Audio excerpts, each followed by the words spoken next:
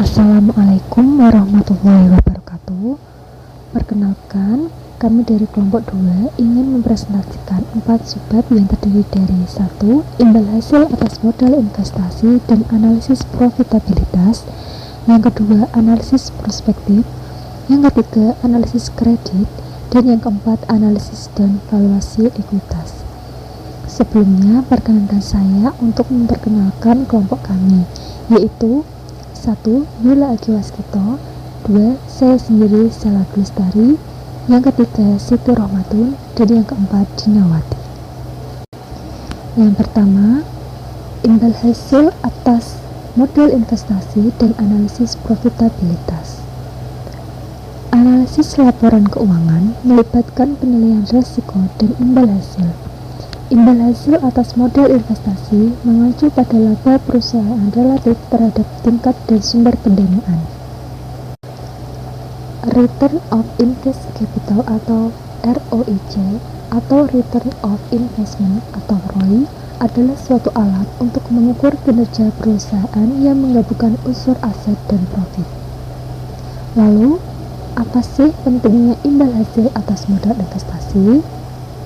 Yang pertama yaitu untuk menganalisis efektivitas manajerial, yang kedua tingkat profitabilitas, dan yang ketiga perencanaan dan pengendalian. Mengukur efektivitas manajerial, di mana imbal hasil atas modal investasi terutama jika dihitung selama interval 1 tahun atau lebih merupakan ukuran yang relevan dari efektivitas manajerial perusahaan. Manajemen juga memilih tindakan, rencana strategi, pendanaan, investasi, operasi, dan melaksanakan rencana tersebut. Mengukur profitabilitas.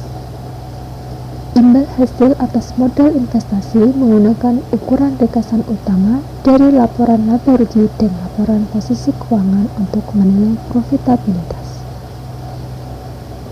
Ukuran ini juga dapat menyampaikan imbal hasil atas modal investasi secara efektif dari berbagai perspektif dari kontributor pendanaan yang berbeda, baik kreditor dan pemegang saham.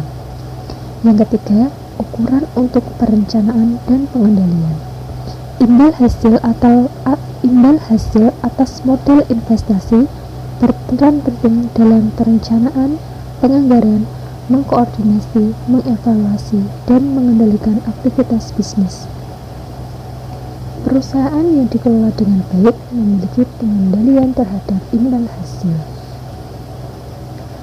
Komponen ROI yaitu secara tematis dapat dirumuskan sebagai ROI sama dengan income dibagi income invested, atau bisa disebut dengan laba dibagi modal investasi. Untuk slide selanjutnya, nilai invest capital digunakan menghitung tingkat pengembalian atau rate of return, di mana tidak ada ukuran universal atas modal investasi. Untuk perhitungan invest capital dibagi menjadi dua, yaitu yang pertama net operating asset atau aset operasi neto. Net operating asset digunakan untuk mengukur kinerja perusahaan dengan menggunakan rasio return on net asset atau RNOA. Banyak analisis memisahkan laporan posisi keuangan dan laporan laba rugi menjadi komponen operasi dan non-operasi serta menghitung imbal hasil atas aset operasi neto atau return on net operating asset. Aset operasi terdiri dari total aset dikurangi aset keuangan seperti investasi pada efek yang diperdagangkan. Liabilitas operasi terdiri dari total liabilitas dikurangi utang berguna. Lalu untuk perhitungan aset operasi neto, yaitu aset operasi dikurangi liabilitas operasi. Yang kedua yaitu return common equity capital atau model ekuitas saham biasa, di mana didefinisikan sebagai net income dikurangi dengan dividen untuk saham preference, kemudian dibagi dengan rata-rata saham biasa. Jumlah ekuitas yang digunakan dalam perhitungan imbal hasil atas ekuitas merupakan fungsi dari sejauh mana perusahaan dibiayai dengan utang, yaitu semakin banyak utang berarti ekuitas semakin sedikit. Persamaan untuk menghitung return on invest capital atau ROI dalam balance sheet atau neraca, yaitu di sisi kiri ada operating asset atau aset operasi, yang kedua less operating liabilities atau dikurangi kewajiban operasi, sehingga akan mendapatkan aset operasi bersih atau net operating asset. Dan untuk sisi sebelah kanan ada FL atau financial liabilities atau disebut juga dengan kewajiban keuangan, lalu FA yaitu dikurangi aset keuangan yang akan menghasilkan kewajiban keuangan bersih dan nantinya akan ditambahkan oleh stockholder equity atau modal pemegang saham dan menghasilkan net financing atau pembiayaan bersih. Untuk menghitung imbal hasil atas modal investasi, yang pertama ada RNOA atau disebut juga dengan imbal hasil atas aset operasi neto, sama dengan laba operasi neto setelah pajak atau NOPAT dibagi dengan rata-rata aset operasi neto. Aset operasi neto sama dengan aset operasi dikurangi liabilitas operasi. Lalu yang kedua ada NOA atau aset operasi neto dengan rumus kewajiban keuangan neto ditambah ekuitas pemegang saham. Yang ketiga ada ROCE dengan rumus laba bersih dikurangi dividen saham preferen dibagi rata-rata ekuitas pemegang saham biasa. ROCE terdiri atas dua komponen, yaitu imbal hasil operasi dan imbal hasil non-operasi. Untuk slide selanjutnya yaitu tentang disaggregating return on net operating asset atau memisahkan imbal hasil atas aset operasi neto, yaitu ada di mana RNOA sama dengan laba operasi neto setelah pajak atau NOPAT dibagi rata-rata aset operasi neto atau NOA, di mana RNOA yaitu NOPAT dibagi sales dikali sales dibagi average NOA, di mana sales atau penjualan sebagai penyebut dan pembilang bisa dihilangkan. Yang ketiga, RNOA sama dengan NOPAT atau laba operasi neto setelah pajak dibagi penjualan dikali penjualan dibagi rata-rata OA dikali 1 plus OLLEV, atau dimana OLLEV yaitu rata-rata liabilitas operasi dibagi rata-rata NOA. Karena OLLEV memiliki nilai positif, kenaikan OLLEV meningkatkan RNOA. Untuk slide selanjutnya yaitu disaggregasi margin laba. Yang pertama yaitu OPM atau margin laba operasi dengan rumus laba operasi neto setelah pajak dibagi penjualan. Yang kedua, profit margin sebelum pajak dengan rumus PM atau profit margin penjualan sebelum pajak ditambah PM lainnya sebelum pajak. Yang ketiga, PM penjualan sebelum pajak sama dengan margin bruto dibagi penjualan dikurangi beban penjualan dibagi penjualan dikurangi beban administrasi dibagi penjualan dikurangi R&D expense dibagi penjualan, di mana R&D ini adalah research and development, biaya untuk inovasi dan pengembangan produk. Beberapa area penting dalam analisis profitabilitas yaitu yang pertama laba bruto atau margin bruto diukur sebagai pendapatan dikurangi biaya penjualan. Menganalisis perubahan dalam penjualan dan biaya penjualan sangat berguna dalam mengidentifikasi pendorong utama laba bruto. Perubahan ini seringkali bisa dilihat dalam kenaikan atau penurunan jumlah penjualan, kenaikan atau penurunan harga jual unit, kenaikan atau penurunan biaya per unit. Yang kedua yaitu beban penjualan. Beberapa perusahaan memiliki beban penjualan yang bersifat variabel terhadap penjualan. Analisis harus berusaha untuk membedakan antara komponen variabel dan tetap, yang kemudian dapat dianalisis secara relatif terhadap pendapatan. Dalam melakukan analisis, harus memperhatikan kecenderungan atau tren pengeluaran tersebut dan akibatnya dari tahun ke tahun. Yang ketiga yaitu beban umum dan administrasi. Sebagian besar, beban umum dan administrasi bersifat tetap, terutama beban ini mencakup item-item seperti gaji dan sewa. Ketika menganalisis beban ini, analisis yang harus dilakukan mengarah kepada tren dan beban maupun presentasi pendapatan yang dikonsumsi atau dari penjualan. Selanjutnya yaitu disaggregation of asset turnover atau disagregasi perputaran aset, di mana ukuran tersebut bisa dicari dengan penjualan dibagi rata-rata aset operasi neto. Aset turnover mengukur intensitas perusahaan dalam menggunakan asetnya.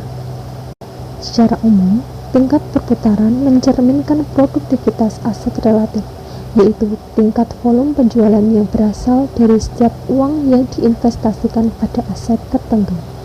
Untuk slide selanjutnya yaitu disaggregating ROCE atau memisahkan imbal hasil atas ekuitas saham biasa. Kita dapat memisahkan imbal hasil atas ekuitas pemegang saham biasa dengan rumus ROCE sama dengan RNOA ditambah dalam kurung LEV dikali spread. RNOA adalah imbal hasil atas aset operasi neto. Lalu, untuk pengaruh leverage keuangan atau LEV diukur dengan jumlah relatif kewajiban keuangan neto dan ekuitas pemegang saham yang digunakan perusahaan untuk membiayai aset operasi netonya. Untuk spread yaitu imbal hasil atas aset operasi neto atau RNOA dikurangi imbal hasil keuangan neto atau NFR, di mana NFR adalah rata-rata imbal hasil neto atas liabilitas keuangan dan aset keuangan. Lalu untuk persamaan ROCE yaitu margin laba disesuaikan dikali perputaran aset dikali leverage, atau bisa disamakan juga dengan laba neto dikurangi dividen saham preference dibagi rata-rata ekuitas biasa, yaitu rumus ROCE sama dengan margin laba disesuaikan yaitu dengan persamaan laba neto dikurangi dividen saham preference dibagi penjualan, lalu dikalikan perputaran aset dengan persamaan penjualan dibagi rata-rata aset, lalu dikali leverage dengan persamaan rata-rata aset dibagi rata-rata ekuitas biasa. Lalu untuk leverage dan ROCE. Leverage adalah perluasan dari invest capital selain pada saham biasa. Jika pemilik modal menerima return yang lebih kecil daripada return of asset, maka pemegang saham biasa menerima keuntungan. Begitu juga sebaliknya. Semakin besar perbedaan dalam tingkat pengembalian di antara saham biasa dan pemilik modal, semakin berhasil perdagangan ekuitas. Untuk selanjutnya akan disampaikan atau diteruskan oleh teman saya. Ya, baik. Untuk selanjutnya equity growth rates. Equity growth rates rumusnya adalah net income dikurangi preferred dividends dikurangi common dividend dibagi average common equity. Dan sustainable equity growth rate dengan rumus sama dengan ROCE kali 1 dikurangi payout rate. Dan saya akan menjelaskan tentang prospektif analisis. Analisis prospektif merupakan pusat dari penilaian efek. model penulisan arus kas bebas, dan laba residu yang memerlukan estimasi laporan keuangan di masa depan. Model laba residu misalnya membutuhkan proyeksi laba neto dan nilai buku ekuitas untuk memperkirakan harga saham terkini. Analisis prospektif juga berguna untuk menguji viabilitas rencana strategi perusahaan. Selain itu, bagi kreditor, analisis prospektif juga berguna untuk menilai kemampuan perusahaan untuk memenuhi kebutuhan pelayanan utangnya. Kemudian proses proyeksinya adalah sebagai berikut. Ada proyeksi laporan laba rugi. Proyeksi laporan laba rugi itu dapat menggunakan tren historis untuk memprediksi tingkat penjualan di masa depan. Dan ada proyeksi neraca untuk memulai proyeksi piutang, persediaan aset tetap, utang usaha, dan beban yang masih harus dibayar menggunakan proyeksi penjualan dan harga pokok penjualan serta tingkat perputarannya. Misalnya, tingkat perputaran piutang didasarkan pada penjualan tahun berjalan, yaitu tingkat perputaran piutang usaha dengan persamaannya itu penjualan kredit bersih dibagi saldo piutang usaha, dan proyeksi piutang usaha yaitu proyeksi penjualan dibagi tingkat perputaran piutang usaha. Kemudian ada proyeksi laporan arus kas. Proyeksi laporan arus kas dihitung dari proyeksi laporan laba rugi dan proyeksi di neraca. Dan ada lagi analisis sensitivitas. Analisis sensitivitas ini menunjukkan asumsi yang memiliki dampak terbesar pada hasil keuangan sehingga membantu mengidentifikasi area yang membutuhkan pemeriksaan lebih lanjut. Aplikasi analisis prospektif dalam model penilaian laba residu, yaitu analisis prospektif merupakan inti analisis efek. Model penilaian laba residu misalnya menentukan nilai ekuitas pada waktu sebagai jumlah nilai buku kini dan nilai sekarang laba residu yang diperkirakan di masa depan. Adapun rumusnya adalah VT sama dengan BVT ditambah E dalam kurung RIT ditambah 1 kurung tutup dibagi 1 tambah K pangkat 1 ditambah E kali R1T tambah 2 dibagi 1 tambah K pangkat 2 ditambah E R1T tambah 3 dibagi 1 ditambah K di pangkat 3. Kemudian ada lagi tren penggerak nilai. Modal laba residu menentukan harga saham sebagai nilai buku ekuitas pemegang saham ditambah nilai sekarang dari laba residu atau residua income dikurangi RI yang diperkirakan di mana RIT sama dengan NIT dikurangi K dikali BV T min 1. Perputaran total aset atau total aset turnover dikurangi TAT merupakan komponen kedua ROA. Terdapat tingkat perputaran aset yang bervariasi antara perusahaan dengan perputaran tertinggi dan terendah. Hal ini mencerminkan tingkat intensitas modal yang berbeda-beda. Dan kemudian selanjutnya ada peramalan jangka pendek. Untuk analisis likuiditas jangka pendek, salah satu alat yang berguna adalah peramalan arus kas jangka pendek atau short term cash forecasting. Peramalan ini diminati oleh pengguna eksternal seperti kreditor guna menilai kemampuan perusahaan untuk melunasi utang jangka pendek. Pola arus kas. Pola arus kas penting untuk dipelajari sebelum menguji model untuk analisis dan proyeksi arus kas. Arus kas masuk dan arus kas keluar saling terkait. Kegagalan salah satu aspek aktivitas bisnis perusahaan akan berdampak pada keseluruhan sistem arus kas. Keterkaitan antara arus kas, akrual, dan laba harus disertakan dalam analisis. Dan kemudian peramalan penjualan analisis itu meliputi arah dan tren penjualan, pangsa pasar, kondisi industri dan ekonomi, kapasitas produksi dan keuangan, faktor kompetisi. Dan peramalan arus kas dengan analisis pro forma. Kewajaran dan kelayakan ramalan kas jangka pendek biasanya diuji dengan laporan keuangan pro forma, performa financial statement. Dengan pengujian ini, asumsi yang mendasari peramalan kas digunakan untuk menyusun laporan laba rugi pro forma selama periode yang diramal dan neraca pro forma pada akhir periode ramalan. Laporan keuangan pro forma ini digunakan untuk menghitung rasio keuangan dan menyimpulkan hubungan lainnya, dan dibandingkan dengan data historis untuk menguji kelayakannya.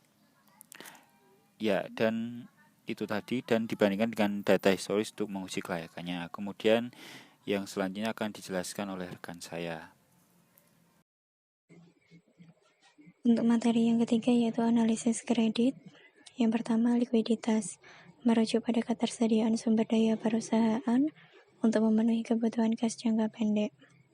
Analisis likuiditas ditujukan pada aktivitas operasi perusahaan, kemampuan untuk menghasilkan laba dari penjualan produk dan jasa, serta kebutuhan dan ukuran modal kerja. Yang kedua, solvabilitas, merujuk pada viabilitas keuangan jangka panjang dan kemampuan perusahaan untuk memenuhi kewajiban jangka panjang. Semua aktivitas bisnis suatu perusahaan, pendanaan, investasi, dan operasi akan mempengaruhi solvabilitas perusahaan. Yang ketiga, likuiditas dan modal kerja. Pentingnya likuiditas sebaiknya dipandang dengan mempertimbangkan dampak yang berasal dari ketidakmampuan perusahaan dalam memenuhi kewajiban jangka pendeknya. Kurangnya likuiditas menyebabkan perusahaan tidak dapat memperoleh potongan harga yang menguntungkan. Modal kerja secara luas juga digunakan sebagai ukuran likuiditas. Modal kerja yang didefinisikan sebagai kelebihan aset lancar atas liabilitas jangka pendek. Modal kerja merupakan ukuran penting atas aset likuid yang mencerminkan pengaman bagi kreditor. Modal kerja juga penting sebagai cadangan likuid untuk memenuhi kontingensi dan ketidakpastian terkait arus kas keluar dan masuk perusahaan. Ukuran likuiditas modal kerja, analisis keuangan menilai besaran modal kerja untuk kepastian dan rekomendasi investasi. Instansi pemerintah menghitung jumlah modal kerja keseluruhan untuk tindakan kebijakan dan peraturan. Setelah itu, laporan keuangan yang dipublikasikan membedakan antara aset lancar dan tidak lancar dengan liabilitas jangka pendek dengan jangka panjang sebagai respon atas kebutuhan pengguna lainnya. Untuk ukuran likuiditas rasio lancar, ukuran relatif yang umumnya digunakan dalam praktek adalah rasio lancar yang dirumuskan dengan aset lancar dibagi liabilitas jangka pendek. Ukuran likuiditas dengan rasio berbasis kas. Yang pertama, rasio kas terhadap aset lancar dirumuskan dengan kas ditambah setara kas ditambah efek yang dapat diperdagangkan dibagi aset lancar. Semakin tinggi rasio ini, maka aset lancar semakin likuid. Yang kedua, rasio kas terhadap liabilitas jangka pendek dirumuskan dengan kas setara kas ditambah efek yang dapat diperdagangkan dibagi liabilitas jangka pendek. Untuk yang keempat, analisis likuiditas berdasarkan aktivitas operasi. Ukuran likuiditas piutang usaha, semakin lama pelunasan piutang melebihi tanggal jatuh tempo, maka semakin rendah kemungkinan tertagihnya. Untuk perputaran piutang usaha dirumuskan dengan penjualan neto secara kredit dibagi rata-rata piutang usaha. Untuk jumlah hari penjualan piutangnya dapat dirumuskan penjualan dibagi 360. Interpretasi ukuran likuiditas piutang dirumuskan dengan penyisihan piutang tak tertagih dibagi piutang usaha bruto. Untuk ukuran perputaran persediaan dirumuskan dengan beban pokok penjualan dibagi rata-rata persediaan. Untuk jumlah hari penjualan dalam persediaan dirumuskan dengan beban pokok penjualan dibagi 360. Likuiditas liabilitas jangka pendek. Liabilitas jangka pendek sangat penting dalam menghitung modal kerja maupun rasio lancar untuk dua alasan yang saling terkait. Alasan yang pertama, liabilitas jangka pendek digunakan dalam menentukan kelebihan aset lancar atas liabilitas jangka pendek maupun memberikan margin keselamatan yang memadai. Alasan yang kedua, liabilitas jangka pendek dikurangi dari aset lancar untuk menghitung modal kerja. Analisis yang kelima, komposisi struktur model dan solvabilitas. Yang pertama, laporan common size dalam analisis solvabilitas. Analisis komposisi dilakukan dengan membuat laporan persentase per komponen atau common size statement dari bagian liabilitas dan ekuitas pada laporan posisi keuangan. Keunggulan analisis common size atas struktur model adalah pengungkapan besar relatif sumber pendanaan bagi sebuah perusahaan. Selain itu juga memberikan perbandingan langsung antar perusahaan yang berbeda. Yang kedua, ukuran struktur model untuk analisis solvabilitas. Rasio struktur model merupakan alat lain untuk analisis solvabilitas. Ukuran rasio struktur model mengaitkan komponen struktur model satu dengan lainnya atau dengan totalnya. Bagian ini menjelaskan rasio-rasio yang paling umum digunakan. Untuk peringkat utang, peringkat kredit obligasi merupakan ungkapan gabungan dari penilaian mengenai kelayakan kredit penerbit obligasi dan kualitas efek tertentu yang dinilai. Peringkat mengukur resiko kredit, di mana resiko kredit merupakan probabilitas perkembangan yang tidak menguntungkan untuk kepentingan kreditor. Ada 4 peringkat dari Standard & Poor's-nya. Yang pertama, AAA, memiliki tingkat perlindungan tinggi untuk pokok pinjaman dan bunga. Yang kedua, AA, merupakan obligasi berkualitas tinggi pula dan sebagian besar hanya berbeda dengan obligasi AAA. Yang ketiga, A, dikategorikan sebagai tingkat menengah ke atas. Yang keempat, BBB, obligasi ini rentan terhadap perubahan kondisi. Terdapat juga peringkat yang lebih rendah yaitu BB, tingkat menengah ke bawah hingga agak spekulatif. B sangat spekulatif dan D obligasi gagal bayar. Perkenalkan, nama saya Siti Ramadan. Di sini saya akan membahas bab selanjutnya, yaitu mengenai memprediksi kesulitan keuangan. Analisis laporan keuangan sendiri pada umumnya digunakan untuk memprediksi kesulitan keuangan. Model kesulitan uang yang biasanya disebut sebagai model prediksi keberangkutan menguji tren perilaku sejumlah rasio tertentu. Karakteristik dari rasio yang digunakan untuk mengidentifikasi kemungkinan kesulitan keuangan di masa datang. Dan selanjutnya yaitu mengenai analisis kredit. Analisis kredit itu sendiri yaitu cara untuk menghitung kelayakan kredit suatu usaha atau organisasi, yang tujuannya yaitu untuk meneliti calon peminjam dan fasilitas pinjaman yang diajukan dan untuk menetapkan kadar risiko. Analisis kredit sendiri ada 5C, yaitu C yang pertama mengenai karakter. Karakter berkaitan dari segi kepribadian nasabah. CS kepada nasabah yang hendak mengajukan kredit harus tahu mengenai latar belakang, kebiasaan hidup, pola hidup nasabah, dan lain-lain. Tujuannya agar tahu calon nasabah apakah bisa dipercaya dalam menjalani kerjasama dengan bank. Untuk C yang kedua yaitu capacity, yaitu mengenai menilai nasabah dari kemampuan nasabah dalam menjalankan keuangan yang ada pada usaha yang dimilikinya. Untuk C yang ketiga yaitu kapital. Kapital sendiri berkaitan akan kondisi aset dan kekayaan yang dimiliki, khususnya nasabah yang mempunyai sebuah usaha. Untuk C yang keempat yaitu kolateral, yaitu jaminan yang diberikan pada calon peminjam saat mengajukan kredit kepada bank. Untuk C yang terakhir, yang C kelima, yaitu condition, yaitu kondisi perekonomian baik yang bersifat general atau khusus pada bidang usaha yang dijalankan nasabah. Hal ini berkaitan dengan bagaimana kemampuan nasabah dalam membayar pinjamannya nanti, yang tentu berpengaruhi atas kondisi ekonomi. Selain 5C tersebut, untuk menganalisis kredit, biasanya bank juga menggunakan 7P.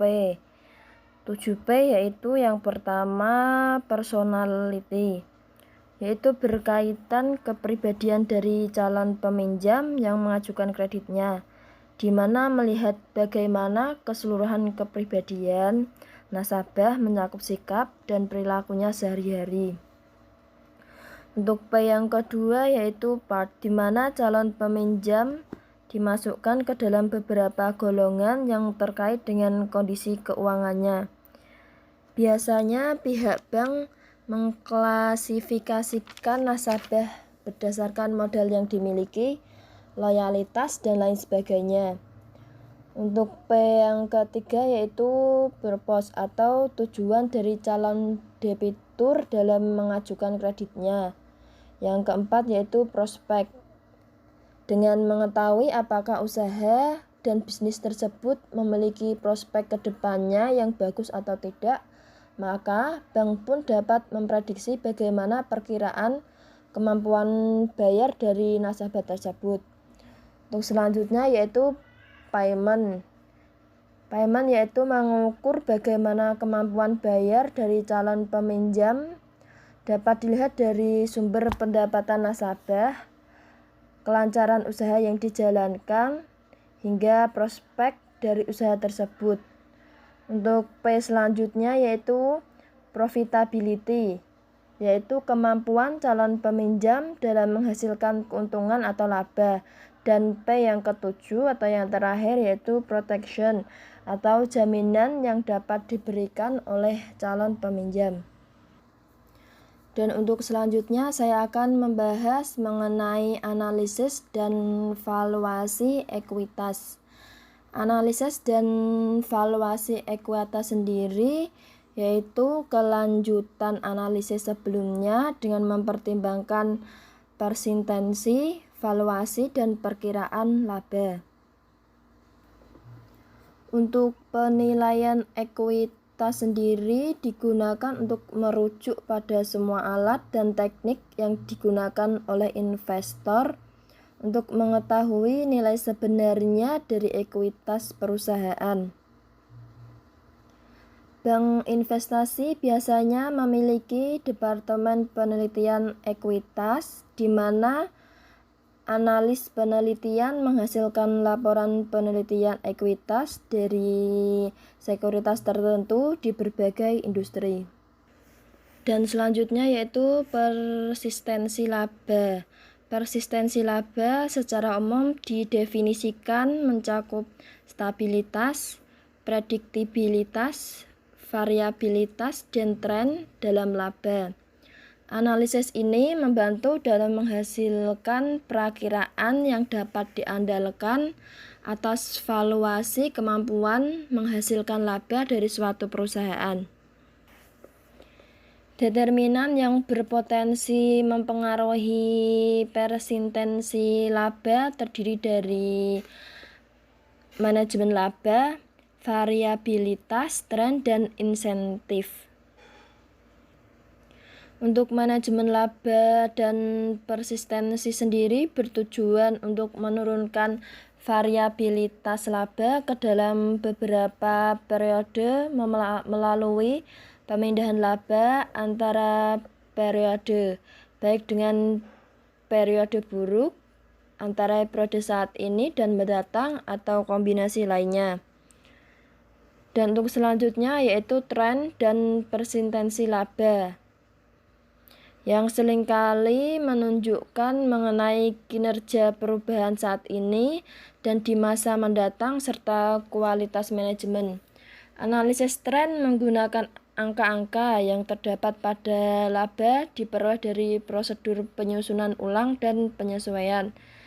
Dan untuk selanjutnya yaitu insentif, manajemen, dan persistensi.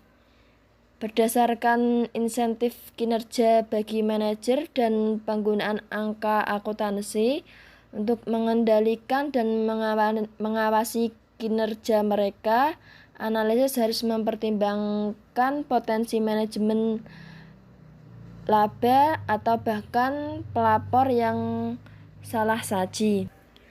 Analisis harus dapat mengidentifikasi untuk mengelola laba dan kemudian meneliti praktik akuntansi perusahaan untuk memastikan integritas laporan keuangan. Untuk selanjutnya yaitu valuasi ekuitas berbasis laba. Valuasi perusahaan bertujuan penting bagi kebanyakan pengguna laporan keuangan, yaitu untuk membuat keputusan beli atau jual atau menahan terkait sekuritas, mengestimasi nilai perusahaan untuk keputusan kredit. Berbagai valuasi dasar yaitu ada rasio harga terhadap nilai buku yang diperoleh dari nilai pasar ekuitas dibagi nilai buku ekuitas. Dan untuk selanjutnya yaitu rasio harga terhadap laba diperoleh dari harga pasar ekuitas dibagi laba neto. Dan untuk selanjutnya, siapa sih yang menggunakan penilaian ekuitas? Yang menggunakan penilaian ekuitas sendiri yaitu setiap peserta di pasar saham, baik setiap orang dari investor individu kecil hingga investor institusi besar, yaitu menggunakan penilaian ekuitas untuk membuat keputusan investasi di pasar ekuitas.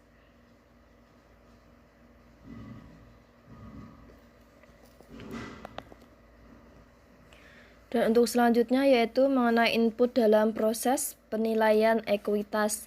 Nilai sebenarnya dari aset keuangan apapun dianggap sebagai indikator yang baik tentang kinerja aset tersebut dalam jangka panjang. Di pasar ekuitas, aset keuangan dengan nilai intrinsik yang relatif tinggi diharapkan memiliki harga yang tinggi. Dan juga sebaliknya, jika nilai intrinsik yang relatif rendah diharapkan memiliki harga yang rendah. Dalam jangka panjang, nilai sebenarnya dari sebuah saham hanya tergantung pada faktor-faktor fundamental yang mempengaruhi saham. Faktor-faktor tersebut yaitu antara lain 1. Variabel makroekonomi, 2. manajemen bisnis, 3. kesehatan finansial bisnis, dan 4. keuntungan bisnis.